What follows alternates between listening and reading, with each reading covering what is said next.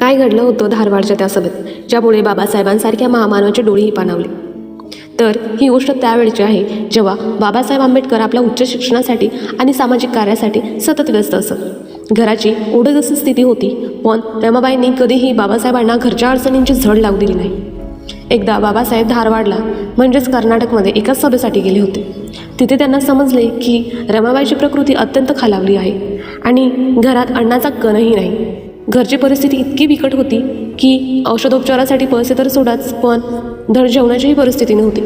जेव्हा बाबासाहेब परतले तेव्हा त्यांनी पाहिले की रमाई आजारी असूनही शांतपणे बसल्या आहेत. बाबासाहेबांच्या डोळ्यात पाणी आले. त्यांनी विचारले, रामू, तू मला आधी का कळवले नाही? तू एवढं दुःख कसं काय सहन करतेस? तेव्हा रमाबाईंनी अत्यंत शांतपणे आणि स्वाभिमानाने उत्तर दिले, साहेब, जर मी माझ्या वैयक्तिक दुःखाचे गाऱ्हाणे तुमच्याकडे मांडले असते तर तुमचे लक्ष समाजाच्या कामावरून विचलित झाले नसते का? माझ्या एकाच्या सुखापेक्षा करोडो दीनदलितांचे कल्याण होणे जास्त महत्त्वाचे आहे. तुम्ही तुमचे कार्य सुरू ठेवा, माझी काळजी करू नका. रमाईंनी स्वतःच्या पोटच्या मुलांचा मृत्यू आणि स्वतःची उपासमार सहन केली, पण बाबासाहेबांच्या ध्येयामध्ये कधीही अडथळा आणला नाही. बाबासाहेब स्वतः म्हणायचे, जर रमाई माझ्या आयुष्यात नसत्या तर मी इथपर्यंत पोहोचूच शकलो नसतो. तर तुम्हाला ही माहिती कशी वाटली?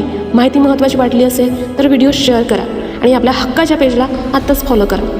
आणि शेवटी रमाईचे आयुष्य हे केवळ एका पत्नीचे कर्तव्य नव्हते, तर ते एका महान क्रांतीला दिलेले मूक योगदान होते.